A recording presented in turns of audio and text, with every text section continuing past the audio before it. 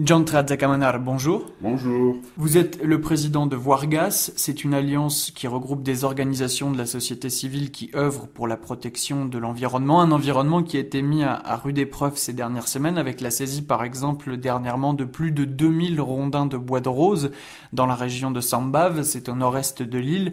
Suspectez-vous en ce moment, dans la perspective de la fin de la transition avec les élections qui se profilent, des tentatives d'exportation illicite plus importantes de ce bois précieux?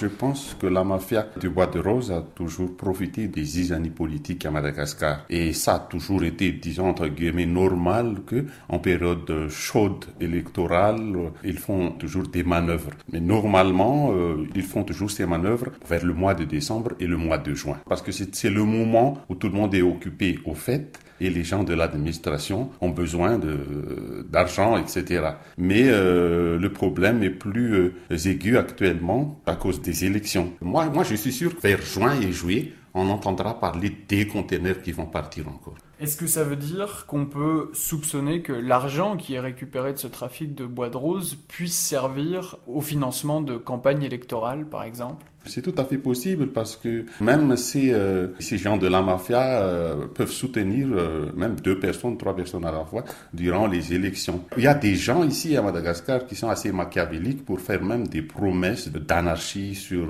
les ressources naturelles comme les défrichements et le coupe de bois précieux dans les forêts pendant les campagnes électorales. On lit souvent dans la presse malgache que les plus hauts responsables politiques malgaches seraient impliqués dans ce trafic. Est-ce que vous, en tant qu'observateur, vous arrivez à déterminer à qui profite le trafic? En principe, la corruption est vraiment montée en très haut lieu à Madagascar. Mais en tout cas, nous, Alliance Voirgas, en tant que plateforme de société civile, voulant faire professionnellement notre travail de plaidoyer, nous ne pouvons pas travailler sur des informations non crédibles. Donc, tout ce qu'on a actuellement en matière de trafic de bois, c'est qu'il y a eu ces autorisations exceptionnelles qui ont été promulguées en 2009 par les 2 gouvernements successifs d'ailleurs. On a amené ça au Conseil d'État parce que c'est une violation de la loi. Actuellement, ce gouvernement de transition a fait sortir le décret interdisant la coupe, le transport et l'exportation de bois en 2010. Mais malgré tout,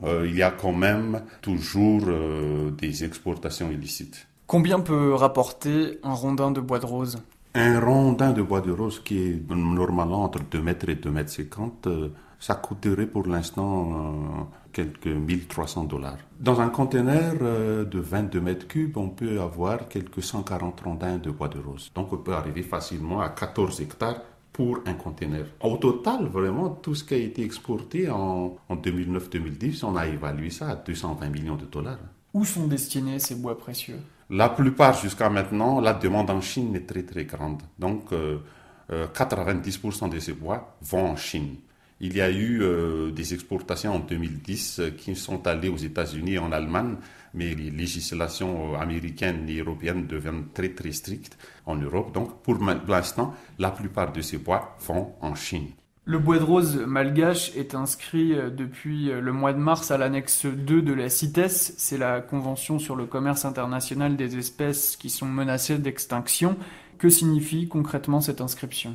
Écoutez, il y a beaucoup de conventions nationales et internationales, les lois malgaches même qui existent, mais personne ne les a jamais suivies. L'application de la loi est très difficile à Madagascar et la gouvernance au sein des secteurs comme la justice laisse encore à désirer à Madagascar. Je crois qu'il y avait eu 105 espèces de bois précieux qui ont été inscrits à l'annexe 3 de la CITES en 2011.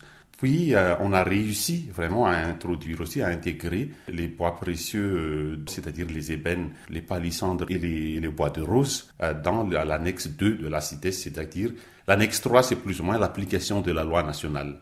Mais l'annexe 2, c'est vraiment une collaboration avec des quotas précis pour l'exportation de ces espèces menacées. Mais à Madagascar, actuellement, on attrape tous les mois presque aux frontières des centaines de tortues malgaches qui sont en fait inscrits dans l'annexe 1 de la CITES. C'est pour vous dire que c'est déjà une mesure louable d'intégrer cela, mais s'il n'y a pas vraiment de volonté politique des autorités gouvernementales malgaches pour appliquer la loi, ça ne servira à rien.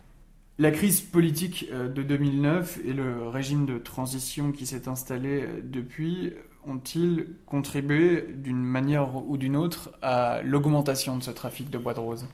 Bien sûr, parce que auparavant, avant 2009, le trafic était de l'ordre de 1000 mètres cubes par an. En 2009-2010, ça a monté jusqu'à 20 000 mètres cubes. Au lendemain même du changement inconstitutionnel de mars 2009, 3 bureaux de l'environnement et des forêts au niveau région ont été saccagés et brûlés. Donc il y a eu en quelque sorte un retrait des fonctions régaliennes de l'État qui ont profité vraiment aux magueurs et à la mafia du bois précieux à Madagascar. Est-ce que vous pensez qu'il est plus facile aujourd'hui d'être un opérateur qui trafique du bois de rose qu'il y a 5 ou 6 ans?